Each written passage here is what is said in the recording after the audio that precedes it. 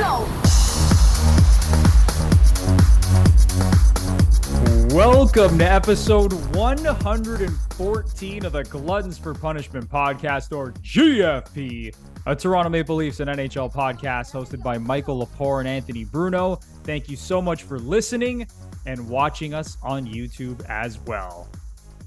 Man, oh man, do we have a show for you today. Breaking news in Leafs Nation this week. Auston Matthews finally signing his extension, a 4-year extension for $13.25 million per. We are going to get into that, and I promise you it is going to be a very juicy conversation. We will also discuss the contract situation of William Nylander, who has yet to sign, and who knows when that's going to happen, if it's going to happen.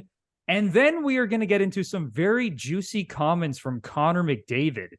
Is he going to re-sign in Edmonton? Could he be out the door? What's going on in Edmonton? So we are going to get into all of that, give you our thoughts and opinions on all the hottest topics right now in the National Hockey League. But before we get into all that, it is time to officially welcome in my partner in crime, Mr. Michael Lepore. How you doing today, man? I'm in a great mood, Anthony Bruno. I took my mom to see a Rod Stewart concert last night. So I've been humming all day long, some of those great tracks. I'll tell you one thing, man, 78 years old, Rod Stewart, 78 years old, and he still put on a pretty good fucking show, man. He doesn't have the pipes he used to, and he obviously doesn't move like he used to, but entertaining as hell. One thing I will say is I take a safe bet that I was definitely the youngest person in my section. Definitely the youngest person in my section. A lot of the older ladies came to see Rod Stewart, who I'm sure they had posters of in their bedrooms when they were teenagers. But great show, man. Always awesome to see a legend. And like I said, it's been a good day. Yesterday was a big day in Leafland, so I'm excited to get rolling, Bruno. And I can tell you're extra fired up. I'm so fired up. And Lepore, just to be honest, I was following along with your Instagram stories while you were at the concert. So there you go. It looked like a pretty good time. Yeah, we had a great time. All right, man. Let's dig right into this. We're starting off the show, of course, with Auston Matthews signing his 4-year extension, $13.25 million per season. Lepore, I have never been this fired up to start a podcast. Like, I have so much to get off my chest. Okay. With the Auston Matthews situation. Do you want to go first? Do you want me to go first here? I think you should go first, Bruno. You're going to kick the door down, it looks like. I am so fired up right now. Okay, let's start off with this. Okay. The Leafs did not overpay Auston Matthews. For anyone who thinks that this was an overpay, he's not worth $13.25 million, you're completely wrong. All right, we all knew that he was going to become the highest paid player in the NHL. I have no issue with that. He deserves it. Let's go over some of his stats, which are absolutely incredible. Okay? Since he entered the NHL, 299 goals, which leads the league. He's also first in goals per game.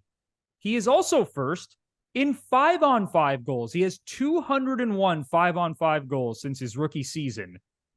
That, believe it or not, is 32 more goals than Connor McDavid, who is in second place with 169 5-on-5 goals. He has 1.62 5-on-5 goals per 60 minutes, which also leads the league by a considerable margin. David Pastrnak is second at 1.29.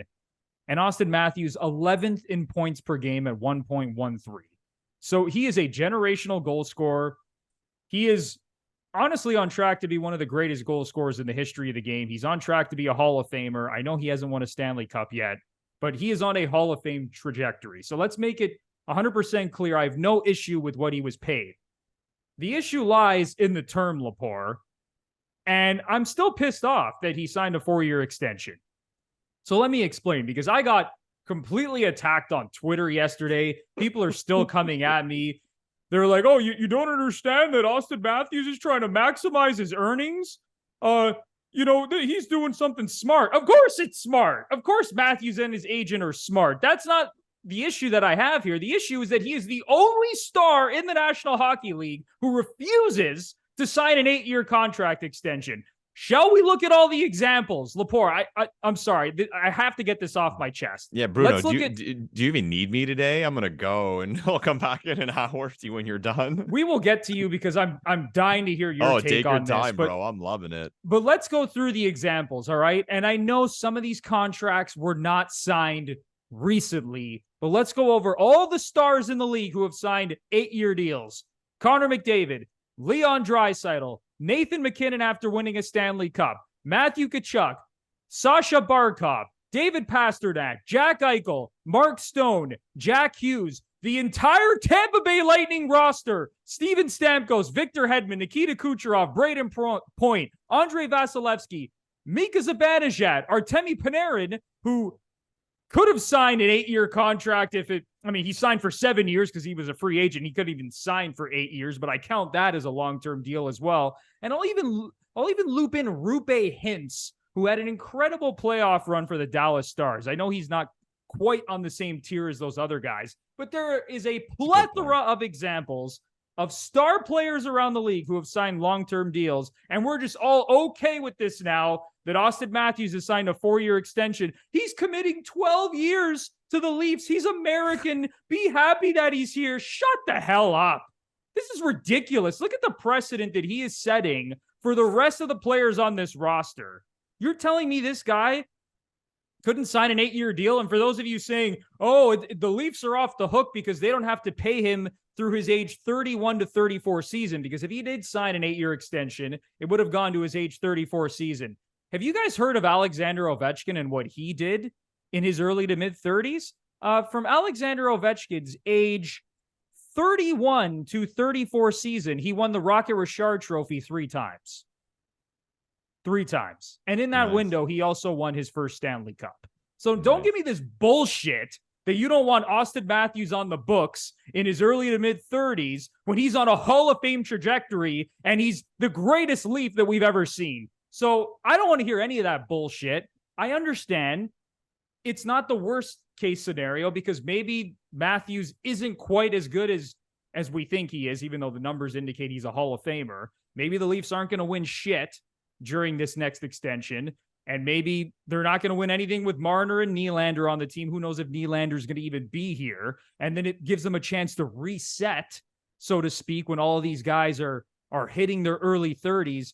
But I just can't stand that he's the only player who refuses to sign a long-term extension, because all of these guys have done it. All of these guys are thinking about the team first. They're thinking about winning. And maybe they're not quite as smart as Auston Matthews and his agent, who want to maximize his earnings, which makes a ton of sense.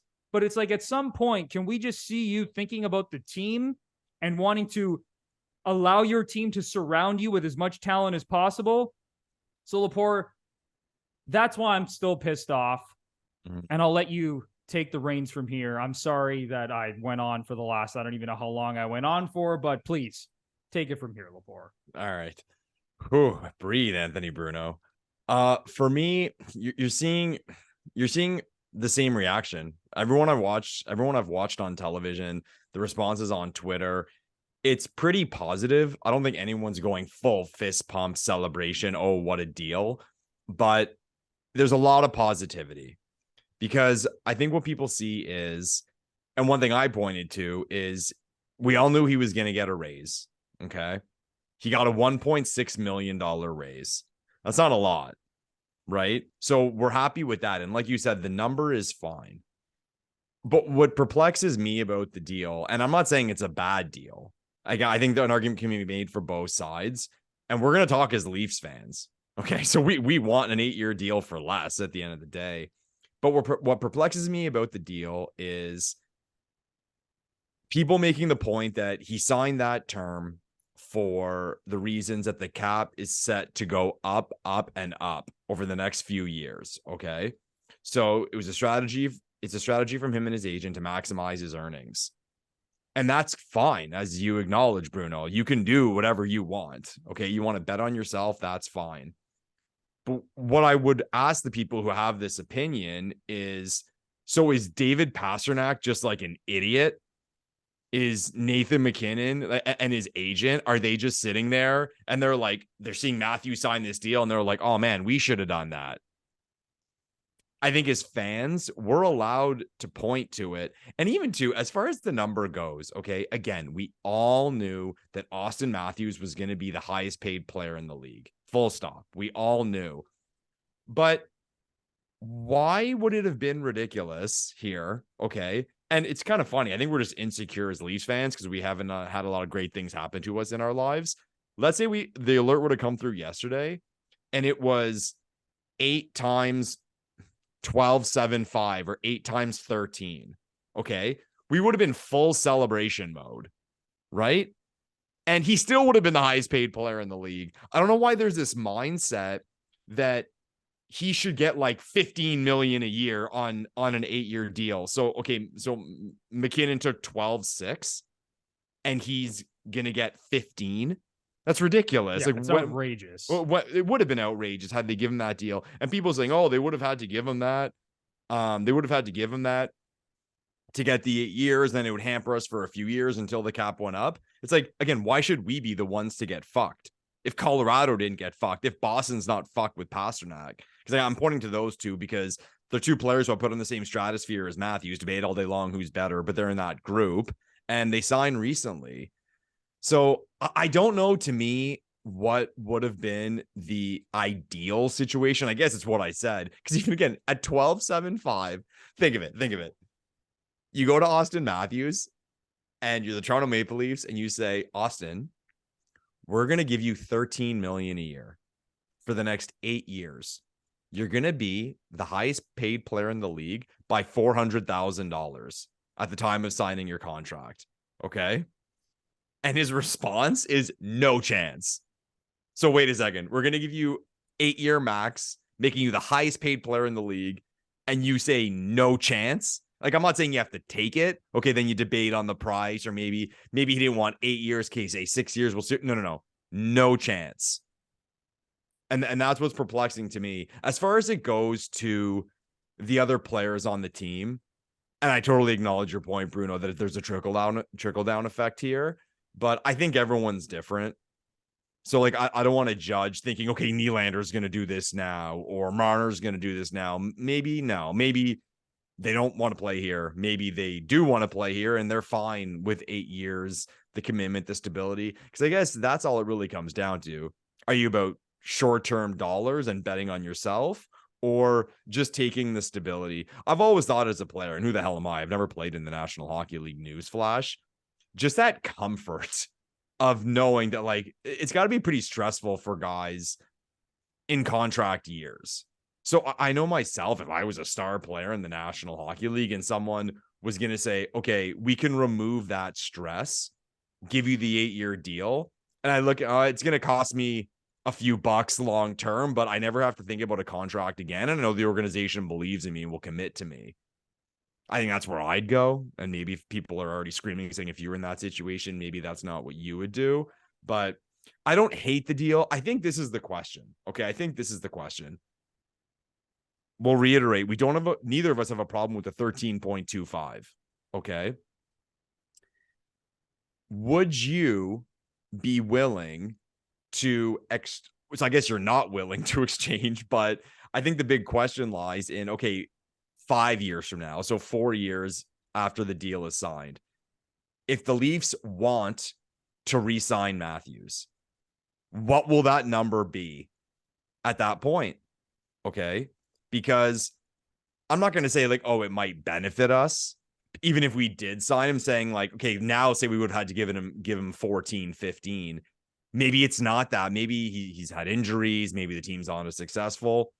But to you, only giving him 4 years on the side of the Leafs, is that worth the exchange of the risk?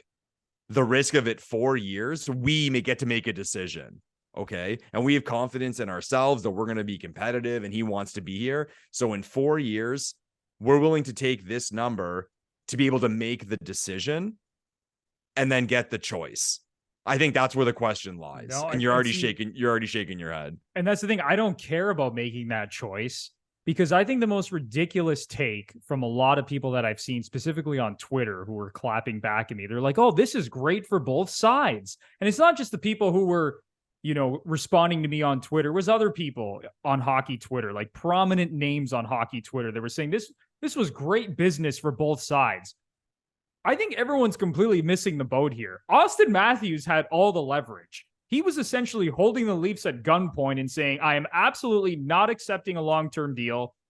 No chance I'm signing 8 years. No chance I'm signing 7 years. No chance I'm signing 6 years.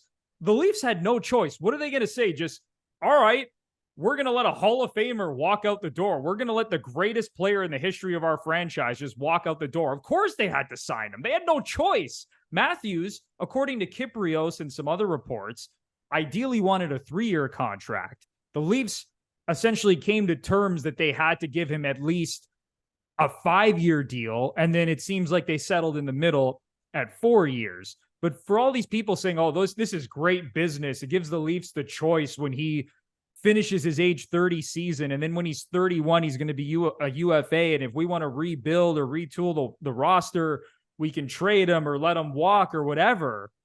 Are you kidding me? I want this guy locked up for 8 years. And you know what, Lepore, like that extra $2 to $3 million, that matters. Like, think about it right now. If he had signed an 8-year deal when he signed that 5-year contract for 11.6. You're saying 4 years from now it matters. Yeah.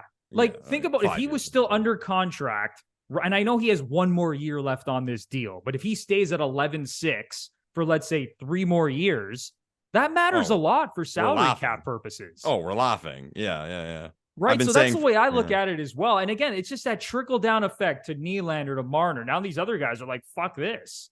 I want as much money as I can possibly get. And like you said, sure, everybody's different and you don't know where everyone's head is at.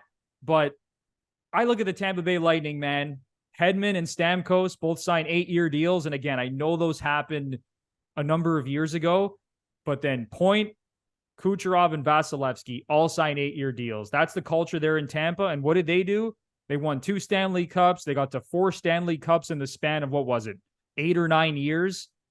So I just find it ridiculous that everyone's just content that he's re-signed. We all knew he was going to re-sign. It was just a matter of what the term was going to look like, and there's still something about it that doesn't quite sit right with me. It's time for a quick break because today we're here with a sponsor for your bouncing bundle of joy. No, we're not talking about a baby. We're talking about your baby makers. That's right. Today's show is brought to you by MANSCAPED. But just like babies, your delicate little guys have sensitive skin and deserve products that are not only skin safe, but made with safe ingredients. That's where Manscaped's Platinum package comes in. From razors to shower care, this package goes above the gold standard for your body hair. So treat your beautiful boys to the world's finest toys at manscaped.com using our exclusive code GFP20 for 20% off and free shipping. Lepore, Manscaped just doesn't miss. They do not miss, Anthony Bruno. And let's face it, when you're taking care of your baby makers, you want to use quality products. Take some time, look at the Manscaped labels, and you will see it's all A+ ingredients. Some of these other companies, it's an absolute fucking encyclopedia of shit that's put in there. You do not want to put that on your boys. You want to make sure your boys can swim. So go ahead, manscaped.com, use the promo code GFP20 for 20% off and free shipping. If you're not treating yourself to some Manscaped products, I don't know what the hell you're doing, because you're going to look good, you're going to feel good, and you're going to play good by going to manscaped.com and using our code GFP20 for 20% off and free shipping. Go to manscaped.com, use code GFP20 for 20% off and free shipping. You will not be disappointed. You want to know who makes the world's best men's training gear? 10,000. And they make the only training shorts you'll ever need.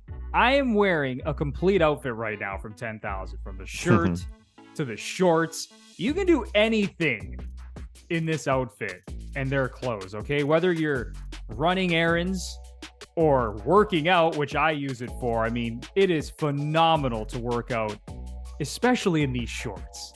Doing squats and deadlifts and bench press.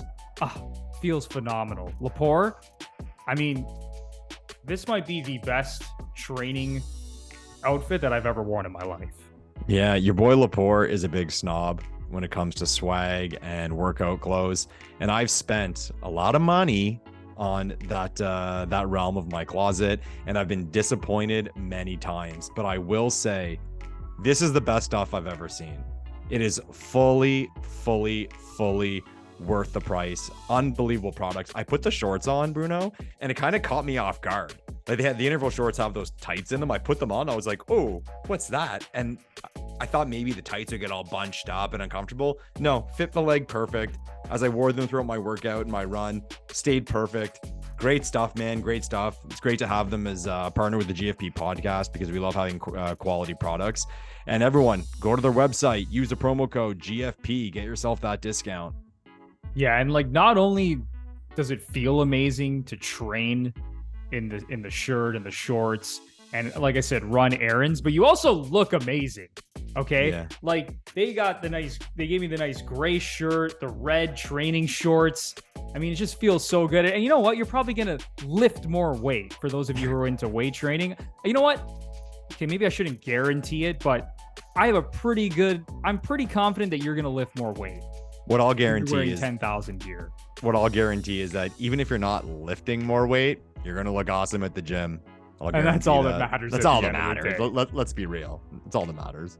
All right. So if you're looking to upgrade your training gear, go to 10,000.cc and use the promo code GFP for 15% off your entire order. That's 10,000.cc using code GFP to get 15% off your entire order. What numbers, if Austin was hell-bent, if him and his agent were hell-bent on, say, okay, we'll do 4 years. Okay, the Leafs want 8. He wanted 3, ideally. But let's say, okay, the number is 4 years. What would the price tag had to have been for you to be, that's good for us? So how much lower, essentially, is what I'm asking. Like, if that was the trade, if it was, he was going to take less than what he signed for. So what would be the number? Yeah. Like, I mean, I think the number they signed him at is good. The 13.25. Like, are you saying that? I'm asking, what would have made you, okay, I'm saying, here you are, you're upset at the deal. If he would have gotten 4 years, if you would have gotten 4 years at 12.75, then would you have been like, okay, that's a good deal? Honestly, no. No, because I'm really just upset with the term here, because I think that extra 4 years is just huge, just for salary cap purposes, for the trickle down effect, the culture of the team, showing that you're committed to winning, having that extra 2 to 3 million with all of your top guys, right? Let's say you're freeing up, let's say everyone takes, 2 million less than maybe they can get on the open market, like pretty much all these other stars have been doing. That's an extra 6 to 7 million in cap space that you can use, right? And I know it's like I'm nickel and diming a little bit here, but yeah, even if he had signed Lepore for 12, like a shade over McKinnon for 4 years, I still would have been upset with this deal. Okay, so how about this one? I thought about this after the deal was signed, because again, to me, I think it's fine, and I know I think you're more upset about people thinking it was awesome. I think that's the vibe I'm getting, not necessarily that you think it was a terrible deal, but for me, it's the lack of commitment that's kind of a kick in the nuts for the Toronto Maple Leafs, who we love so much. And again, just him being the only guy doing this. If this was a trend, this is a trend. And people keep pointing to that, but it's like, no, he's the only guy doing it. I don't know, man. It's a rough one. It's a rough one. It's a rough situation to be in. But what I wanted to ask you as well, and I feel like I'm asking you a lot of questions, is if you were the GM of pick a team, okay, you know what? Let's say you're starting a franchise, okay, and the year you happen to be starting your franchise, Auston Matthews is a UFA, okay. Let's say Quebec City. You're Quebec City. Let's dream. Austin says he'll sign with you 4 years at $13.25 million. Do you want him? If I'm starting a franchise, essentially, I'm asking, would other teams have signed this deal? Because that's what calmed me down. But I looked at it and I just kind of thought to myself, I think pretty well every team in the league would have signed that deal if they had the cap space. Yeah, I think that's fair. or make a trade. Like we could trade Auston Matthews easily with these numbers. So that's where it kind of puts me in the neutral position where he is who he is. You point out the numbers 5-on-5. They're absolutely bananas. I think pretty well every team with the cap space would do. And I threw a deal at a buddy of mine today saying, oh, this. I'm like, well, your favorite team, you don't think they'd trade this and this for Auston Matthews? And that's more than the $13.25 million. So there's a lot of ways we can look at this, but let's fucking face it. This is all going to come down to one thing. Does he win a Stanley Cup? Full stop. Exactly. Like, I'm not going to, I don't know, man. Let's say in those 4 seasons, he wins 2 or 3 Rockets. Will that justify, and they don't win a cup, will that justify the deal for you at all? I mean, the individual accolades are great, but you said it, man. You got to win at least 1 cup, I think, especially when you're the highest paid player in the league. And now this has essentially happened on multiple occasions. I know when he signed that 11.6 deal, he wasn't quite the highest paid player in the league. Like McDavid is, at the time was making more. But come on, man. You got to, and Lepore, maybe you don't have to win a cup. I mean, you got to win a cup if you want to go down as like an all-time great. Yeah. And listen, you could become a Hall of Famer without winning a cup. Like Matt Sundin was a first ballot Hall of Famer and did not win a cup. But for the love of God, can you give us a deep playoff run? Can you get to the conference final? Can you get to a cup final? Can you sniff the Stanley Cup? That has to happen during this extension. Yeah. It's funny because you look at these guys, and I mentioned, we keep bringing up McKinnon because he was the highest paid guy in the league up until yesterday. So let's say 5 years ago, okay, if someone said to you, do you think Nathan McKinnon in his career will win a Stanley Cup? I think collectively the answer would have been, yeah, McKinnon will get one. We would have thought, yeah, Colorado, they got a nice team, they'll get one, okay? You have McDavid. Now, we can talk about Edmonton, and we're going to talk about them later, but I think if you put 100 hockey fans on the truth serum and they had to bet their lives that asking themselves if McDavid will win a Stanley Cup in his career, we'd be shocked if he didn't. We'd be pretty shocked. 100%. Okay? We would be flabbergasted if he doesn't get at least one. Yeah, he's just too good. And whether it's in Edmonton or somewhere else. Do people feel that way about Auston Matthews? And I know maybe it's like, I'm going to kind of sort of play devil's advocate here because people hate the Leafs so much. I think it's almost impossible for them to be completely objective. But I don't know. I'm asking the question. Comment down below. Do you feel that way about Auston Matthews? Even if it's not in Toronto, if it's somewhere else, would you bet 50-50 bet he's going to win a Stanley Cup? No, I don't think people think it's inevitable with him. I don't think so either. In the same light as like one of the all-time greats. Now, again, I think he's going to go down as probably one of the greatest goal scorers ever. So it's kind of crazy that I'm saying this and I'm like contradicting myself, but like I think he's going to be in the Hall of Fame one day, whether he wins a Stanley Cup or not. Yeah. Like he's essentially scoring at the same pace that Ovechkin did to start out his career. Like it's insane. He's going to hit 500 goals easily. It's crazy. And shout out to my friend Mike Machino, who actually pointed out that during this extension, Matthews is probably going to pass Matt Sundin for the most goals in franchise history. He actually needs 122 goals to pass Matt Sundin. So that should take him like 2.5 years to do. Hopefully 2 with that kind of money. Yeah, exactly. But no, I agree with you, man. I don't think people view it as inevitable that this guy is like a 100% bound to win a cup, whether it's with Toronto or somebody else. Is that just the Leafs bias? Like if he played for the Rangers, would people think different? Yeah, that's a good point. That's a good point. If he wasn't a Leaf, like if he was doing this, let's say for like the LA Kings or the Rangers, I think people would be like, oh my God, Auston Matthews guaranteed to win a cup. But because he's on the Leafs, the haterade is just flowing through people's veins. And I think that's affecting the way that people think about him. Well, the hate from the people who hate the Leafs and just the injection of pessimism that Leafs fans have, not thinking he's going to do it. It's an interesting situation. It's very polarizing, honestly. But again, like I have no issue with the money. I think he deserves to be the highest paid player just based on, we know how this works. When McDavid's up, when Draisaitl's up, they're going to pass Matthews. Like it's just the cycle continues. Do you think Draisaitl will pass Matthews? Like, would you say 100% yes? I think he will. Based on what Okay. that man has done the last, let's call it 3 to 4 seasons, especially what he's done in the playoffs, I Yeah. think he for sure surpasses Matthews in AAV. But Lepore, it's going to be very interesting to see what happens in Edmonton. And we'll get to this later on in the show to see if McDavid and Draisaitl sign 8-year extensions. You know, who knows if they're going to stay in Edmonton. We'll get into that. But it'll be interesting to see what they do because, again, we have examples across the whole league. And it's like you said, it's really Nathan McKinnon and his agent are dumbasses. David Pasternak and his agent are out to lunch. You don't think they understand that the cap is going up and that they could have gotten more money than they signed for? You think they don't understand that? I think they're just more committed to winning. Nathan McKinnon is like a psychopath when it comes to winning. Yeah. And he wants to do whatever it takes to keep racking up Stanley Cups.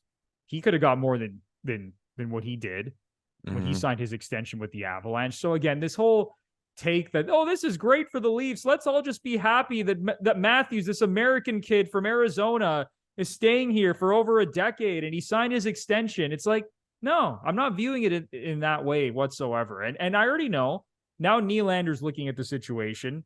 We all know, and maybe this is a good segue now into William Nylander. Sure. This dude clearly wants $10 million a year. And it looks like the Leafs absolutely don't want to go to that number. Mitch Marner, we won't even get into Mitch Marner because we're going to have these same conversations next offseason when Marner's eligible to sign his extension. But Lepore, let me read some comments from Sir William Nylander, who sat down with the 32 Thoughts podcast. Such Elliot a silky Friedman, sweet. I love him. and Jeff Merrick. So let's look at some of these comments here. And they asked him about, not having his extension done and, whether he's comfortable. So Nylander said, the contract stuff, that's just for Brad Treliving and my agent to dig into. I mean, both sides, I think, know where each other are at. And right now, we'll just see what happens. I mean, I still have one more year left, so I don't really understand what the big rush is either to get a deal done. I mean, I got one more year left. We have a great team, and then we go from there. He continued by saying, I still have one more year, and I know how much I love it there, and it would take a lot for me to leave Toronto. Like, that's a place I want to be at, and that's where my mind's at for the coming year and for the future. I'm not thinking about anywhere else. And Nylander is just like the most chill guy ever. And Friedman even said that during the interview. Like, it's like Nylander's just like the coolest cat at all times. And I don't know. What do you think is going to happen now with Willie Nylander? Because I think he's vital to this operation. Like, if the Leafs want to win a cup, I honestly don't think they're going to win shit without William Nylander on this team. So I'm still concerned, and I'm not that confident that he's going to stay here because he wants $10 million on a long-term deal. But okay, so you point to that. You say he wants $10 million on a long-term deal. I asked the question earlier about the Matthews deal that was just signed, and you pretty well agreed that every team in the league would have given him that deal. Same question for Nylander. If we gave him 8 times 10 tomorrow, do you think every team gives him that deal with the cap space? I think most teams do. At 10 million. I really do. Wow. I will say most teams that are lacking like a high-end elite forward, because I really do think Nylander's an elite player, and he's not a centerman, which maybe takes him down a notch. But this guy's a stud, man. I think if you're a team that's lacking offense and you need like another game breaker and you got some cap space, you're absolutely signing William Nylander for 10 million AAV. Yeah, I saw JFresh posted something a few weeks ago, and it had the entire 22-23 season and just offensively 5-on-5 numbers, like underlying numbers offensively. And it ranks, of course, like McDavid was 1. I think Matthews was 3. And considering he didn't have a very good year, I mean, that's a good place to be. I think Nylander was like 5th or 6th in the entire league in generating offense 5-on-5. So he's an elite player. Like, I'll die on the hill saying all these guys are different, and we don't know. Some guys it's about winning, some guys it's about money, some guys it's about comfort or market or happiness with where you are. But I don't know. I mean, would they have that internal discussion with Treliving, Shanny, Wickenheiser, the others, Brandon Pridham? okay, what number? They knew Matthews was going to get done first. We all knew Matthews was going to get done first. What's the discussion? Is it, are we okay losing Willie? Because they know, they know where they're going to have to go. Are they okay losing Willie just to get Auston Matthews for 4 more years? Or was it, no, full stop, we have to keep it at a number that we're able to still sign Willie for a number that makes sense for both sides? Talk all day. And again, we're not going to be able to make a full assessment of this until Nylander signs. But it's another tricky one. But even Nylander at 10 million, man. What did Pastrnak sign for? 11.6? Yeah, something he like signed that? for a little over 11.5. I can check the exact deal here. There's probably diehard hockey fans who know the exact number. Actually, no, he signed for 11 and a quarter, 11.25 for okay. 8 years. So that deal, 11.25. If someone said you can have Willie for 10 or Pastrnak for 11.25, I think you're objectively taking Pastrnak. The guy just scored 60 goals and he's a better goal scorer and just straight up a better player than William Nylander. Yeah. I don't think it's going to be in the 10s, to be honest. I think kind of like how people were dancing around 14, 15 million with Matthews. Of course, they're going to come to the table and scream for that. But I think that's what 10 million is for Willie. I don't think him and his agent can go in there with a straight face and be like, yeah, we're going to get, Pastrnak money or even close to it. Right. Let's be reasonable. So I honestly think the debate between the Leafs and Willie and his camp, and I'm sure his dad's in there too, because I'm sure his dad's a fucking crazy person and just a riot. But I think I think it's between 9 and 9.5 is what it is. That's where I think it's going to be. And if I had to ask myself, see, some people today, their reaction was Willie's probably gone. And I don't think that's the case. I think it will get done. I'm not going to bet my life on it, but I think it will get done. And I think it's somewhere between 9 and 9.5.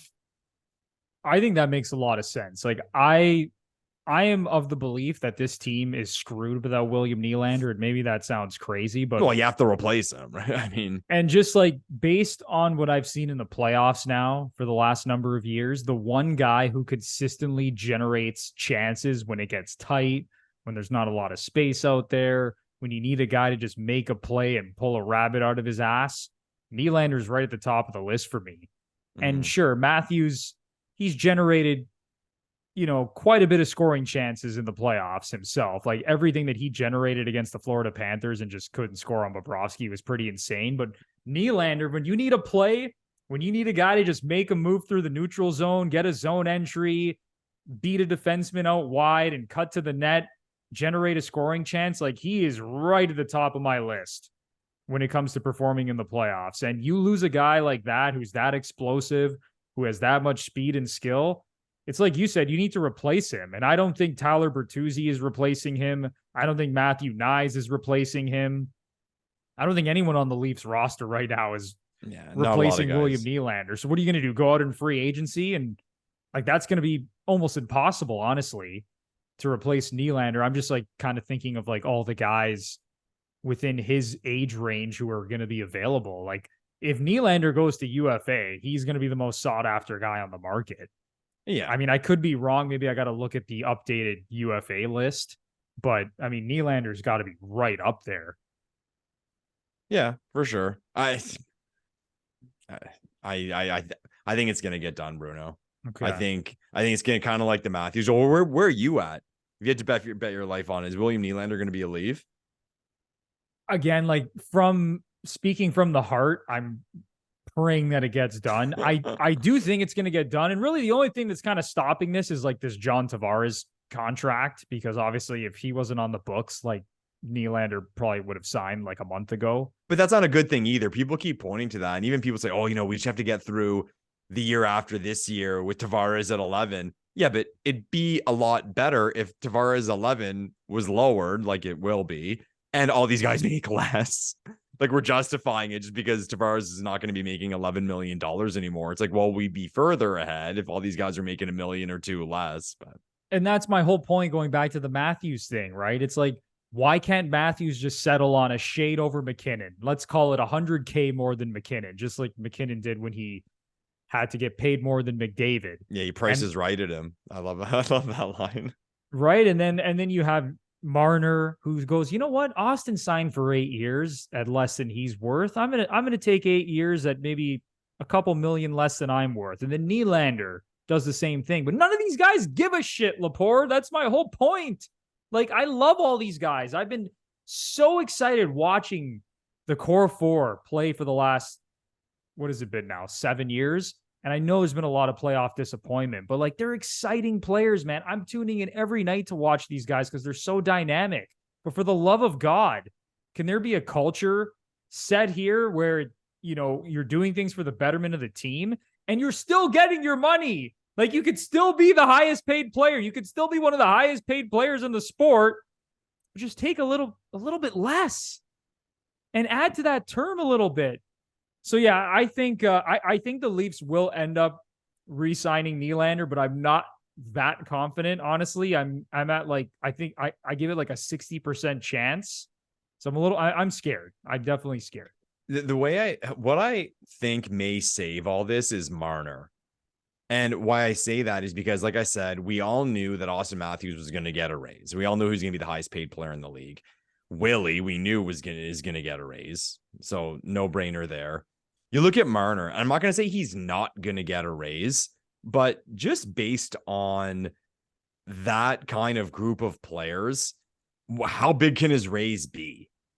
Like, I don't think he can't go 12 million. No, he can't get paid more than McDavid and McKinnon, right? Like, there's no way.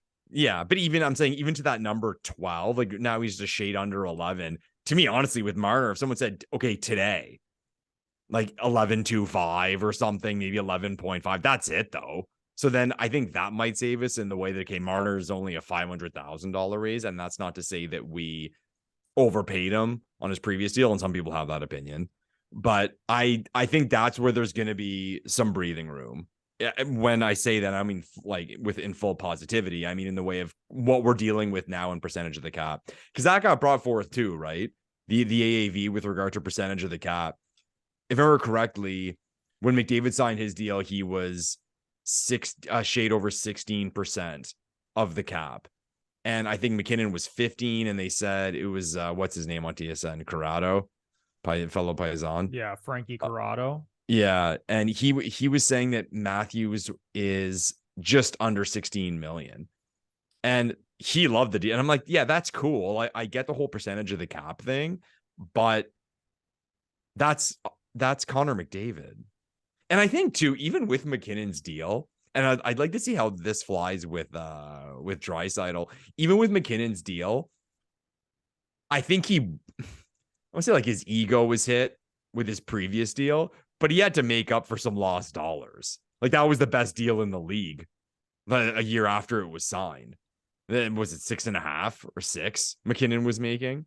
Total joke. He was getting paid nothing. And to be fair, though, like, he had not had a breakout season yet. And people were questioning whether he was actually going to live up to being the number 1 overall pick. And then right after that, this guy just explodes and becomes like a 100-point player. And he's just like dominating night in and night out. So yeah, similar to Pasternak. Yeah, both of them. I mean, they got paid, I would argue, market value at the time. Pasternak maybe a little under market value at the time. But yeah, I mean, McKinnon had to make up for those lost wages, man. Like, he was getting paid. I think it was under 6. Let me go check now. You know what's funny? As I was saying it, I was like, was it 5.8 or something? I'm going to confirm right now. And again, there's probably some absolute hockey nuts who know this number by heart. Okay, it was 6.3. Okay. That he signed. Crazy. In his contract. So yeah. He had to make up for lost money. He just signed. And then there's also the thing, and I think Leafs fans would be pretty okay with this. Similar to Taze and Kane, he won a cup. Who cares? If you're the organization, we won our cup. Give the money to Nate. We're not that bothered. And Leafs fans would be in the exact same boat. Had we won the Stanley Cup last year and we were dealing with this now. But yeah, I'll go back to my point about Marner. I think that's where there's going to be the breathing room, because I don't think he can get into that stratosphere of like 12 million. Like, I think that, and maybe I am kind of, when I think of it now, I am saying he was overpaid. Like, I don't think he was overpaid with regard to how he played into the deal, but how these other guys, like we mentioned, Pasternak and McKinnon, they signed their deals and they were fine deals and they exploded. Yeah, when you look at the comparables, you could argue that he was overpaid. Yeah, it's just that he signed that deal. We gave it to him. And maybe it had to do with Tavares is there and Matthews is there making this kind of money. Like, point the blame where you want. But I'm holding on to it, Bruno. Maybe I'm desperate for some joy here, but I think that's where there's going to be the breathing room with Marner barely getting a raise and Tavares. We can have another show based on how much we think John Tavares is going to get in Toronto on his next deal. No, I agree with you. I can't see Marner getting a big raise. Just to close out on the Nylander talk, if I was William Nylander, I would be like, fuck you, Leafs. I'm playing out this season. I'm going to try to have a career year again, try to get 90 to 100 points, and then good luck trying to sign me, because the best player on this team, Auston Matthews, is not committing here long term. So I don't really give a shit. I'm just going to have the best year of my life, and then I'm going to see what happens after that. So, but do you see Nylander doing the same thing? A 4-year deal? Or no, I think Nylander's like focused on, I'm going to have the best season of my life and I'm just going to cash in. And whether it's in Toronto or somewhere else, I don't think he necessarily cares. Yeah, but I'm saying he's telling 32 thoughts that he wants to be in Toronto. Like, I don't know how much I buy that. I think Willie's just like the coolest cat in town and kind of just doesn't really care. And he knows that he's great and he's just going to get a boatload of money no matter what. Yeah, I'm saying more what you're expecting. Like, if you had the hidden camera in the negotiation with Nylander's agent and the Leafs, do you think we'd see his agent saying, "Oh, Willie wants like a 4-year deal"? I don't think so. Is that what you're thinking? I don't think so either. I think he wants a long-term deal. Yeah, I don't think that's a real and true possibility. Yeah. And maybe there is the argument here, and I shouldn't say maybe there is the argument that you do that because it's Auston Matthews. But you're not going to do that for, like, William Nylander's an incredible player, but there's only a small group of guys we're willing to kind of tiptoe our deals with because of where they sit as far as the upper echelon of the league. No, it makes a lot of sense. You do it with your top end star player, but when you start doing it with everybody else, or not everybody else, but the guys just below him in the pecking order, then you could get into some hot water. Yeah. Let's turn our attention now to Connor McDavid and the Edmonton Oilers. This was so juicy, and it's kind of flown under the radar. Agreed. Because of the whole Matthews contract, and everyone's talking about the Leafs. But Mark Spector from Sportsnet had a chat with Connor McDavid, and they talked about last season and McDavid maturing as a leader and setting the culture in Edmonton, making everyone in the organization completely understand that there's no more learning how to win. The Edmonton Oilers are a Stanley Cup caliber team, and you can argue with that all you want. I don't know if they're quite a Stanley Cup caliber team. Like, I still think they have a couple holes here and there. Here come the Oilers fans in the comments. But anyway, he is trying to set the standard for that whole organization. We are in win now mode. We need to start winning Stanley Cups. I am Connor fucking McDavid. It's time to start winning championships. I have Leon Draisaitl as my wingman, who's also going to be a Hall of Famer. Like, there's no excuses. We got to start winning. But in that same conversation with Mark Spector, he dropped an absolute bombshell because, as we know, McDavid only has 3 years left on his contract, and there's a lot of jokes that are always flying around that he's just waiting to sign with the Leafs. We'll see if that happens. No, can we afford him now? Right now, can't afford Connor McDavid. But anyway, so Mark Spector asked him about his future with the Oilers and signing another long-term deal, and here's what McDavid said. I love playing in Edmonton, and I really feel at home there. Lauren, his fiance, loves being in Edmonton. There are a lot of things that check the boxes for us in Edmonton, he said. We're super comfortable there. But with all that being said, it's 3 years down the road. We've got to kind of see where our lives are at and kind of go from there. I don't say that to raise eyebrows or cause panic. It's just the way that it is. But I love playing in Edmonton. I'm 100% committed to winning in Edmonton with this group, and we're going to see it through.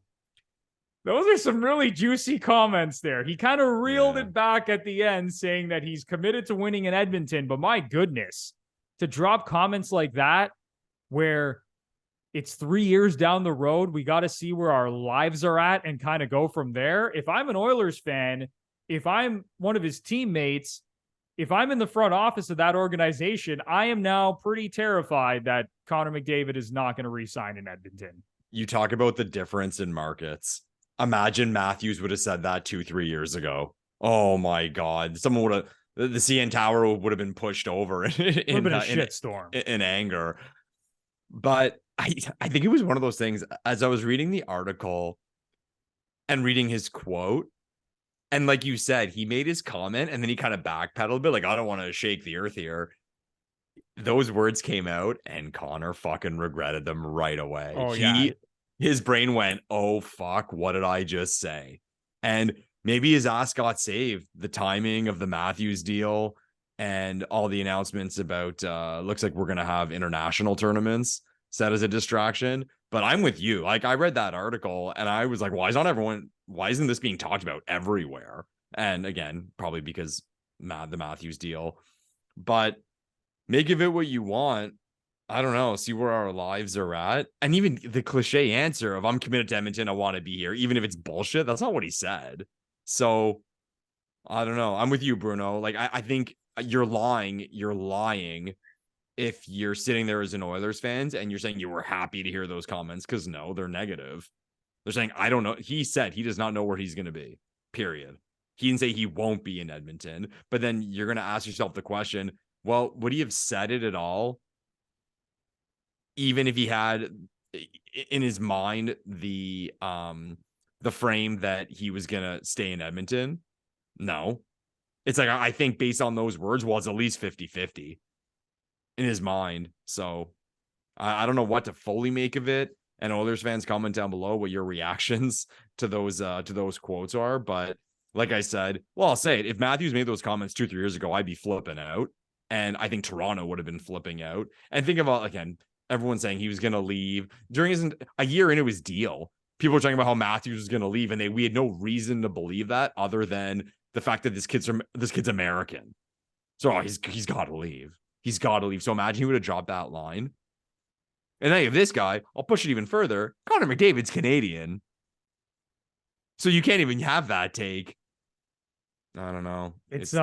It's a very interesting situation. It's like I said, if I was an Oiler fan, I'd be terrified right now. Like, you don't just drop those comments if there's not a thought in the back of your head that maybe this isn't the best spot for him. And we've talked about this. We've been ahead of this, even going back to when the whole Matthews conversation started. Is he going to re-sign? He's American.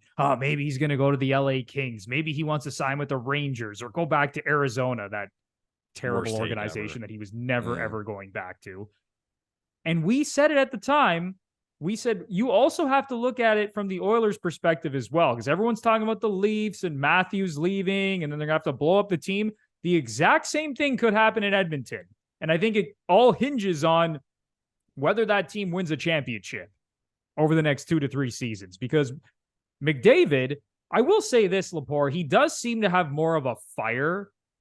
And I don't know how much all the star players in the league care about winning a Stanley Cup, but based on like McDavid and his demeanor, it seems like he cares a little bit more about winning championships than maybe Auston Matthews does. And, you know, maybe that's a little unfair of me to say because I don't know these guys on a personal level. I don't know what makes them tick, but it does seem like McDavid, he kind of has like that McKinnon gene where he's like a psychopath for winning. And now we're seeing it come out even more.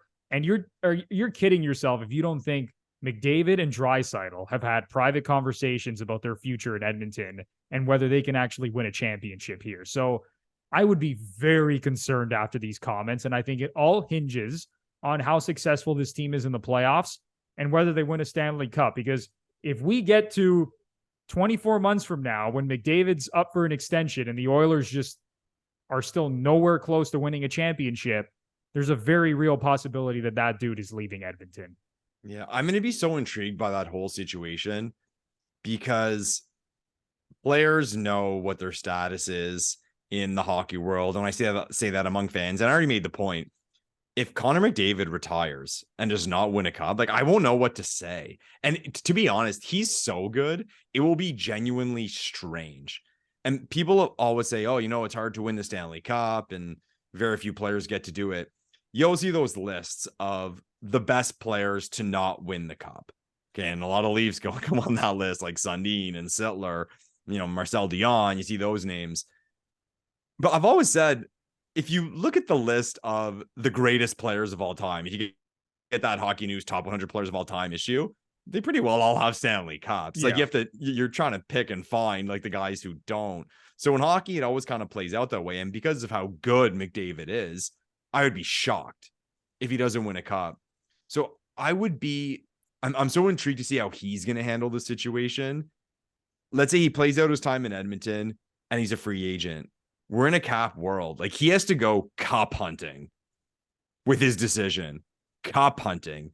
And that means with regard to the team he chooses and his salary. Because we talk about, we were just saying that people were pointing to 14 million for Matthews. What the fuck would Connor McDavid get? The max? McDavid on the open market? My God. He'd get the max. Someone would do the 20%. We'd be the first time we saw it. So he can get it. But if he gets it, he's not going to win a cup. So I'm so intrigued. So very intrigued to see how that's going to play out. Because I think for himself, and this is not a criticism to him, this is a compliment to him, because I think I'm like you, Bruno. I think he really wants to win, and he kind of has to win. I don't know, do we feel this way about Ovechkin? That, man, like this guy has to win one, or like the legacy's tarnished. Not that I'm going to say Connor McDavid's legacy is going to be tarnished. It's just based on his status of a player historically, he has to win. So it's going to be fun. He's in that top tier of all-time greats. Like, I'm going to say it right now, and I think most people would agree. Like, he's already one of the greatest players to ever play the game. 100%. Yeah. So if he doesn't win a cup, you said it, man. You look at all the best players that have ever played in the NHL. What, like 97% of them have won Stanley Cups. Yeah. So he's got to win one. And as you said, he's going to go cup hunting to get it. Like, if he becomes a free agent, 100% that dude is going cup hunting. And maybe he takes a little less money and goes to a perfect spot. But I mean, who knows how different teams' cap situations are going to look like, but that dude is going to do whatever it takes to win a cup. That timing, this is an interesting discussion. Okay, McDavid walks to free agency in Canada. Like we know across North America, it wouldn't be as big, but in terms of impact on the league, will that decision be as big as the LeBron decision when he chose Miami? I think so. I think it's fucking huge. The NHL is nowhere near the same level as the NBA in terms of popularity, like worldwide. Right. I just want any impact on the league. But yeah, impact on the league. It'll feel like LeBron's decision when he left the Cavs to go play for the Heat and took his talents to South Beach. Like, it'll be that big. Like, there should be a TV special around it if McDavid hits free agency. Yeah. Can you imagine? Like, we talk about, we laugh about the guys now who do trade deadline day and July 1 free agency day, and they're just so fucking bored. Like, they're sitting up there just waiting for stuff to happen. Can you imagine how they could pump this thing if Connor McDavid was a free agent? Can you imagine? It would be the most hyped trade deadline day in the history of hockey, and one of the most hyped trade deadline days in the history of North American sports. And maybe that's just me saying that as a hockey fan, but my God, that would be insane. I guess you get to that point too. I mean, we talked about it with Matthews. Is there a trade? And like, it's crazy to think about Connor McDavid, the best player on the planet, getting traded, but you're an organization. If you get to that point and you can't do it in the season because you're going to try to win, or is there the kind of the take I do have on Nylander that no, we have Connor McDavid at what will be a nice 12.5 million the last year of his deal. We're going to ride this out and see what happens. I wouldn't argue either side. So Connor McDavid, man, a book's going to be written, or he could just win the Stanley Cup the next year, the year after, and none of this matters. And yeah, it's going to be a very interesting next 24 months in Edmonton, and I can't wait. Yeah. Lepore, is there anything else you want to get off your chest before we wrap up this podcast? Bruno, I got to say, I said last night I saw Rod Stewart put a smile on my face. I was humming all day those tunes. Then you scared the shit out of me tonight. I went full 180 mode, Bruno, full anger about the Auston Matthews contract. But It started, everyone. It started. Now let's move on. Start talking about Willie, and it never stops in Leafland. We have Tavares and Marner next year. And before you know it, people will be talking about how long we should set a date. What's the over under on a Matthew Nyes offer sheet? When does that when the first article's written on the Matthew Nyes offer sheet? Matthew Nyes offer it's probably going to come honestly within the next few months. Someone's going to write that. Or what's funny? If you ever want to laugh, and it's funny how you have these hockey takes and you read stuff and it influences you. And not that I felt this way, but I remember the take existed. There's the Kyprios article where he's pointing to Kapanen and saying that, essentially saying he's better than Willie. We should move on. That the Leafs should move on and go with Kasperi Kapanen. So it's funny, these takes and these things you have, but it's always fun in Leafland. Like I said, there's these talks about Nyes and even like Joseph Wall. What's going to happen there? Oh my God. It'll be hilarious. And it's just starting. It's just starting. It has just begun. Auston Matthews is the first domino, and now it's going to be a juicy lead up to the season. And then again, going into next season, when we're all talking about Marner and John Tavares, never ends. It never ends in Leafland. But that is going to do it for episode 114 of the Gluttons For Punishment Podcast, or GFP, a Toronto Maple Leafs and NHL podcast hosted by Michael Lepore and Anthony Bruno. If you're a new listener or a longtime listener and you really enjoyed this show, we would appreciate it so much if you give us a 5-star rating on either Apple or Spotify. And if you're watching us on YouTube and you really enjoyed this content today, then please smash the like button, subscribe to the channel, leave a comment down below. We want to hear from you. What do you think about the Matthews extension? Am I crazy? Is Lepore crazy? Do you agree with us? Disagree? Let us know. And of course, ring the notification bell while you're at it so you know exactly when the GFP podcast is posting some new content. So for Michael Lepore, I'm Anthony Bruno. It's almost time. The hockey season is right around the corner, and we will be here every step of the way. But until then, enjoy the rest of your summer, and we'll see you soon. Thanks, everyone.